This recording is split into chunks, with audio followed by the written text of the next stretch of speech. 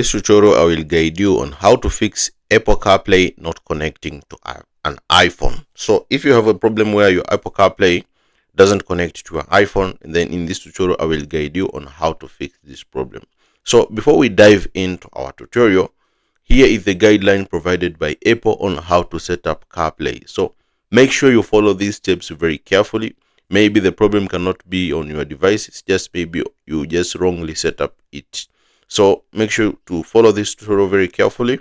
So let's begin on setup CarPlay. So to set up CarPlay on your iPhone, just make sure to start your car, then make sure that Siri is on. So Apple CarPlay will not work on your iPhone. Make sure Siri is turned on. So if Siri is turned on, then connect your iPhone to your car. If your car supports CarPlay with USB cable, plug your iPhone into USB port on your car. The USB port might be labeled with CarPlay icon or smartphone icon. Be sure to use an Apple lighting to USB cable. So the first step is to make, if your car supports CarPlay with USB cable, plug your iPhone into USB port in your car. The USB port might be labeled with CarPlay icon or a smartphone icon. Be sure to use an Apple lighting to USB cable. So if you've done so, also let's go. If your car supports CarPlay both wireless with a USB cable, plug your iPhone into the USB port in your car. An alert with your iPhone will offer you to connect to you wirelessly on your next drive. Also, if your car supports only wirelessly CarPlay, press and hold the voice command button on your steering wheel. Make sure that the stereo in wireless or Bluetooth mode. Make sure your stereo is in wireless or Bluetooth mode. Then on your iPhone, go to settings, Wi-Fi, and make sure that Wi-Fi is also turned on. Tap the CarPlay network and check that auto join is turned on. Then go to settings, general CarPlay, and select your car. Check your car manual for more information. So Apple has provided a guideline on how to connect to CarPlay. So you must make sure, if your car supports CarPlay with USB cable, just make sure to follow the instructions here.